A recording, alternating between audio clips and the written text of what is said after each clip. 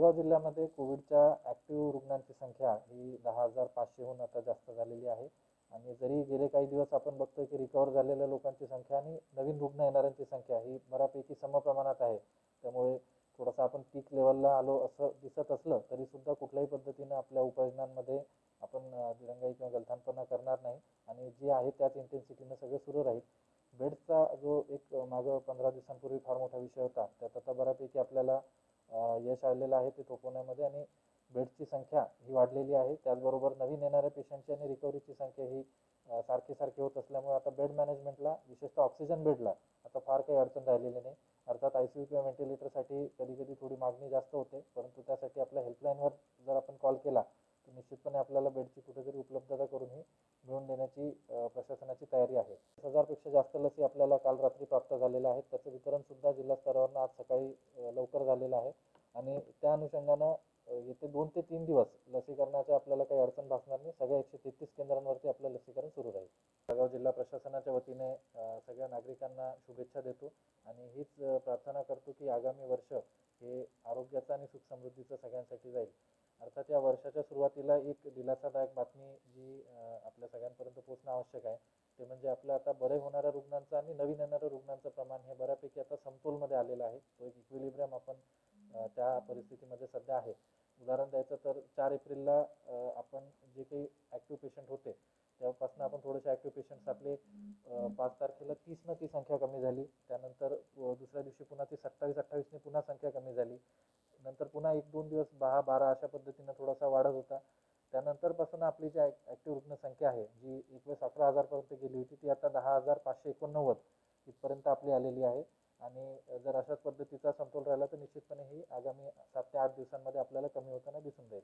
याशिवाय दुसरं जर बघितलं आपण तर आपला सुरुवातीला जे 1100-1200 पॉझिटिव्ह यायचे ते 5,000 ते 6,000 टेस्टमधनं यायचे. म्हणजे साधारण आपला जो पॉझिटिव्हिटी रेट होता, पॉझिटिव्ह येण्याचं प्रमाण ते टक्केवारीमध्ये 20 ते 25% गेलं होतं. परंतु आता आपली टेस्टिंग वाढलेली आहे. 8,000, 9,000 आणि काही दिवशी आपण 10,000चा सुद्धा टप्पा ओलांडतोय. 10,000पैकी 1100-1200 म्हणजे 11-12% हा पॉझिटिव्हिटी रेट झालेला आहे. त्यामुळे आपण पॉझिटिव्हिटी रेटच्या बाबतीतही चांगलं समाधानकारक सध्या चित्र आहे की आपण अर्ध्यावर आलेलो आहे. अर्थात हे 5%च्या खाली जाईपर्यंत आपल्याला पूर्ण उपाययोजना या राबवायच्याच आहेत. आणि राज्य शासनाच्या सुद्धा इंडिकेटर जर बघितलं आपला मृत्यूदर सुद्धा सातत्याने कमी होत आहे. आपल्याला आठवत असेल गेल्या वर्षी यावेळेस जो डबल डिजिटमध्ये आकडा होता 14% गेला होता तो आता 2.25% हा आलेला आहे आणि आगामी काळात सुद्धा निश्चितपणे हा आकडा खालीच जाईल. बाबत तर जिल्ह्यामध्ये ऑक्सिजन कन्झम्पशन हे सध्या खूप जास्त आहे. आपण सगळ्या बिगर वैद्यकीय आस्थापनांना ऑक्सिजन देणं आता बंद करतोय. शासनाचे तसे आपल्याला निर्देश आहेत आणि याच प्रकारे ऑक्सिजन ज्या ठिकाणी वैद्यकीय कारणासाठी वापरला जातो त्यांनाही आपण सूचना देतोय की अनावश्यक ऑक्सिजन वापरू नका किंवा ऑक्सिजनची आवश्यक असेल तेव्हाच असं बचत करून थोडीशी मागणी आपली कशी कमी करता येईल. कारण आगामी काळात मागणी आणि पुरवठ्याचा जो संतुलन आहे ते आपल्याला निश्चितपणे सांभाळावं लागणार आहे. आज जिल्ह्यात जेवढी ऑक्सिजनची मागणी आहे तेवढा पुरवठा हा होत आहे.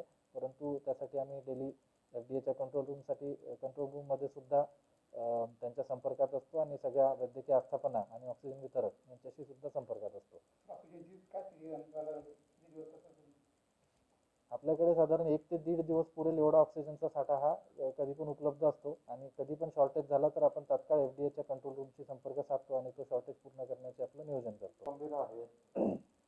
रेमडेसिवीर आपल्याला माहिती आहे की हे एक्सपेरिमेंटल ड्रग म्हणून इमर्जन्सी बेसिसवरती आपण सगळेजण यूज करतोय आणि ह्या प्रशासनाच्या नाही तर ICMR आणि स्टेट टास्क फोर्सच्या म्हणजे मेडिकल टास्क फोर्सच्या गाईडलाईन्स आहेत की कोरॅड स्कोअर किती असावा, CT स्कोअर 9पेक्षा जास्त असावा आणि क्लिनिकल कंडिशन काय असावी त्याच वेळेस रेमडेसिवीर वापरावं. त्यामुळे सगळ्यात पहिला आम्ही सूचना ज्या सगळ्या वैद्यकीय आस्थापनांना दिलेल्या आहेत की CT स्कोअर आणि इतर सगळे जे ब्लड इन्व्हेस्टिगेशन आहे ते बघूनच रेमडेसिवीर द्यायचं की नाही ते ठरवावं. पेशंट पॉझिटिव्ह आला की रेमडेसिवीर दे किंवा फक्त ऑक्सिजनवर आला की रेमडेसिवीर दे असं न करता व्यवस्थित जजमेंट घेऊन न्याय्य पद्धतीनं अतिशय ज्युडिशियसली आपल्याला रेमडेसिवीरचा वापर हा करावा लागणार आहे.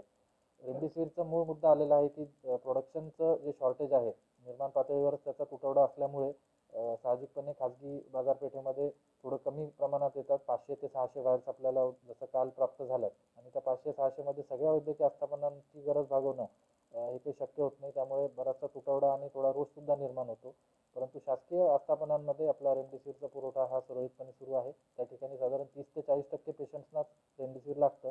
काही खाजगी आस्थापनांमध्ये हा रेट खूप जास्त आहे. त्यामुळे आपण पुन्हा एकदा हा सल्ला देतोय की पुन्हा एकदा तपासून घ्या की आणि ज्यांना खरंच आवश्यक आहे अशा लोकांनाच रेमडेसिवीर द्या, कारण त्याचे भविष्यात साईड इफेक्ट सुद्धा होऊ शकतात. या व्यतिरिक्त रेमडेसिवीरच्या नियंत्रणासाठी आपण जिल्हास्तरीय FDA चा एक लँडलाईन नंबर जो जाहीर केलेला आहे तो हेल्पलाईन आहे. त्या ठिकाणी हे अर्थात ते रेमडेसिवीरचं वितरण केंद्र नाही, ते फक्त नियंत्रण कक्ष आहे. त्या ठिकाणी फोन करून आपण आपली मागणी नोंदवू शकता, जेणेकरून आम्ही त्या डॉक्टरशी आणि वितरकांशी संपर्क साधून त्या पेशंटसाठी रेमडेसिवीरची आपण व्यवस्था करू शकतो. याशिवाय आपण डॉक्टरांना एक आता अशा सूचना देत आहे खाजगी आस्थापनांना की पेशंटला रेमडेसिवीर जर द्यायची गरज असेल तर आपण स्वतः ते आपल्या मेडिकलमधनं प्रोक्युअर करून घ्या आणि त्यांना ॲडमिनिस्टर करून त्याचं बिल नंतर पेशंटच्या फायनल बिलमध्ये ॲड करा, जेणेकरून दराचा जो इश्यू आहे आणि जे जास्त पैशाची मागणी असल्याचा काही ठिकाणी जे आरोप होत आहेत त्याला आपल्याला बऱ्याच अंशी समाधान करता येईल. खाजगी डॉक्टर रुग्णांना लिहून देतात की तुम्ही रेमडेसिवीर घेऊन या, त्याच्यासाठी आम्ही खाजगी डॉक्टरांना बैठकीत सुद्धा ह्या सूचना दिल्या होत्या की रुग्णांना लिहून त्यांना सगळ्या शहरभर फिरवल्यापेक्षा तुम्ही आमच्या हेल्पलाईन नंबरला संपर्क करा आणि त्या रुग्णाची जर मागणी असेल, त्याचं जर CT स्कोअर आणि इतर इंडिकेटर्स बरोबर असेल, डॉक्टरचं क्लिनिकल जजमेंट बरोबर असेल, तर निश्चितपणे त्यांना उपलब्ध करण्यासाठी आपण पूर्ण प्रयत्न हे करू. मात्र एकाच रुग्णासाठी 4 ठिकाणी प्रिस्क्रिप्शन लिहून देणे आणि मग सगळ्याकडे ते फिरत राहतं, यापेक्षा आपण वेगळ्या पद्धतीनं रुग्णांना, नातेवाईकांना जास्त त्रास न होता या औषधाची व्यवस्था करू शकतो. आपल्याकडे काल जो 550चा स्टॉक आला होता आणि रात्री 90चा आला होता, असा एक 640चा पूर्ण वितरण झालेला आहे आणि नवीन स्टॉक अद्याप आता येण्यात आहे. मागणी किती रोजची साधारण? रोजची मागणी साधारण 1650 पेक्षा जास्त व्हायची असते. अर्थात त्याच्यात जर आपण सगळे क्रायटेरिया लावले तर ही मागणी त्याच्यापेक्षाही कमी होऊन 1000 ते 1200 पर्यंत येईल असा आमचा अंदाज आहे. रेमडेसिवीर आपल्याला माहीत आहे, म्हणजे हे प्रशासन म्हणून नाही तर टास्क फोर्स आणि ICMRच्या गाईडलाईन्स आहेत की CT स्कोअर 9च्या पुढे असेल आणि काही क्लिनिकल कंडिशन्स त्यांनी दिलेल्या आहेत तर त्याच परिस्थितीमध्ये तो वापरावा. हे एक इमर्जन्सी आज प्रत्येक सामान्य नागरिकाला जर अशी चिंता वाटत असेल की मला जर उद्या कोविड झाला किंवा मी जर कोविड पॉझिटिव्ह आलो तर माझ्यासाठी रेमडेसिवीर किंवा ऑक्सिजनचा पुरवठा आहे का, तर याचं सगळ्यात महत्त्वाचं उत्तर हे आपल्याच हातात आहे की जर आपल्याला कोविडचं कुठलंही लक्षण आढळलं, कोविड सदृश कुठलंही लक्षण असेल, आपण पुन्हा पुन्हा ती लक्षणं सांगतोय की ताप असेल, खोकला असेल, श्वास घेण्याला अडचण असेल किंवा डोकेदुखी, अंगदुखी, वास न येणे, चव न लागणे, ही लक्षणं असतील तर तात्काळ तपासणी करून घ्या. तपासणी केल्यावरती जर कोविड पॉझिटिव्ह आपला रिपोर्ट आला तर तातडीनं CCC लेवलला ॲडमिट होऊन जा आणि जर लवकर आपण तपासणी करून ॲडमिट झाले तर मला खात्री आहे की रेमडेसिवीर किंवा ऑक्सिजनची आपल्याला गरजच लागत नाही. आपण अतिशय मूलभूत पातळीवरच्या बेसिक मेडिकेशनवरती दुरुस्त होऊन 8 ते 10 दिवसात घरी जाऊ शकता. पण जर आपण हे दुखणं अंगावर काढलं, कोणाला न सांगता हे ऑटोमॅटिक बरं होऊन जाईल किंवा कोविडची काहीतरी एक भीती बाळगली आणि टेस्टच केली नाही तर मात्र होऊ शकतं की 4 ते 5 दिवसानंतर हे इन्फेक्शन आपल्या फुफ्फुसांपर्यंत पोहोचेल आणि मग हॉस्पिटलमध्ये रेमडेसिवीर आणि ऑक्सिजन बेड याच्यावरचं मग प्रेशर वाढेल. आणि या परिस्थितीला जर आपल्याला नियंत्रण आणायचं असेल तर सगळ्यात महत्त्वाचं आहे की लवकरात लवकर कोविडची लक्षणं आढळल्यास टेस्ट करून घ्या. आपल्या संपर्कातील कोणी जर कोविड पॉझिटिव्ह आलं असेल तरी स्वतःहून टेस्ट करून घ्या आणि एवढं करून जर आपण लवकर ॲडमिट झालात तर मला खात्री आहे की बिना रेमडेसिवीर, बिना ऑक्सिजन आपण सगळे 100% बरे होऊन घरी जाऊ.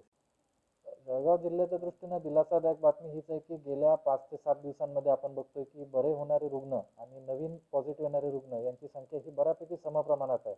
आणि मध्यंतरी 2-3 दिवस असे आले होते की बरे होणाऱ्या रुग्णांची संख्या ही नवीन रुग्णांपेक्षा कमी सुद्धा आली होती. त्यामुळे आपण एक हा दिलासा आज सगळेजण अनुभवू शकतो की कदाचित आता आपण त्या इक्विलिब्रियमला, त्या समतोल परिस्थितीला आलेलो आहोत की इथून पुढे काही दिवसानंतर आपला जो फेज ऑफ डिक्लाईन ज्याला म्हणतात किंवा उतरता जो ग्राफ आहे तो सुरू होऊ शकतो. अर्थात तोपर्यंत सुद्धा आपण सगळी काळजी ही बाळगायचीच आहे.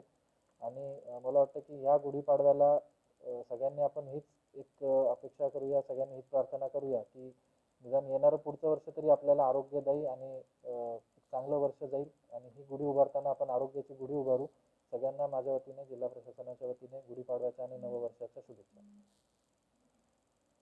तसं जर आकड्यांची तुलना केली तर असं वाटतं की आपण आता पीकवर आहे आणि इथून पुढे वर जाण्याऐवजी आपण खालीच जाऊ असा एकंदरीत आपला अंदाज आहे. आणि जे केंद्रीय पथक आलं होतं त्यांनी सुद्धा अशाच पद्धतीचं प्रोजेक्शन आपल्याला दिलेलं आहे.